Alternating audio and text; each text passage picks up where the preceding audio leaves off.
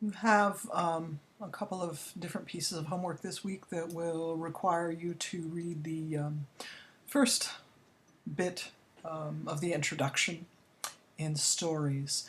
And this first bit includes three elements of fiction, literature.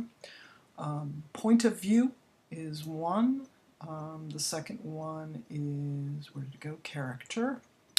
And the third one is plot. And you can see each of these readings it's quite short, page and a half, 2 pages, something like that per segment. So this is, what is it? I don't know, 10, 11 pages. And so point of view, you'll see that with each of the sections there are words that are in bold. And what you will need to do for this week is look for these terms that are in bold in point of view, character, and plot, and make sure that you're clear on the definitions and you're able to apply them to the reading of the week, which is girl. And another thing I would like you to do for the journal this week, you will want to do, is kind of make yourself a list of these terms. You can, type them into Word or something and then divide them. So you just type in all the things that are in bold: point of view, narrator, first person narrator, first person observer, first person participant, unreliable narrator, third person narrator. You just kind of gather them up, and I want you to divide them into two different lists. One list is all the words that you already knew from before, maybe a English class in junior high or high school. And the second list is going to be any of these terms that are not familiar to you, that you didn't pick up earlier in your life. Perhaps you already knew first-person narrator. Maybe you did, maybe you didn't, but if you did, maybe you did. And maybe you did not know first-person observer and first-person participant. Maybe these two terms are new to you. Okay. So, or maybe unreliable narrator is new to you. Other terms: omniscient, limited omniscience, editorializing, central consciousness, stream of consciousness, interior monologue. So those are terms for character. Those are terms for point of view. Here we go with character. Character, protagonist, dynamic character, static character, antagonist, sympathetic character. It's going to be very important for our work this week.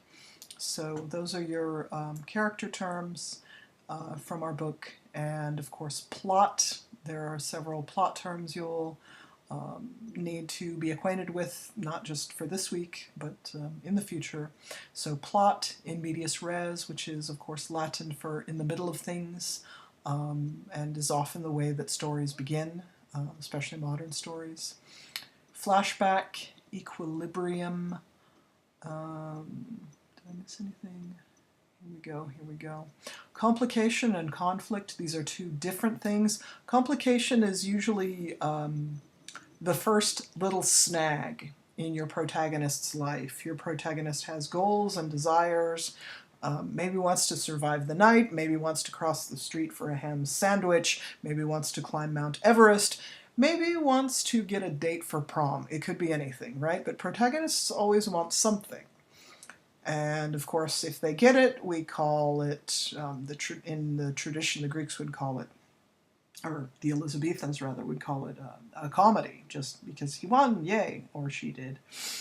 And if the hero loses, or goodness gracious, dies, then we call those things tragedies, right? Okay, but the complication introduces the conflict, and maybe it's just bad news in the mail, maybe it's just something negative or some kind of an obstacle.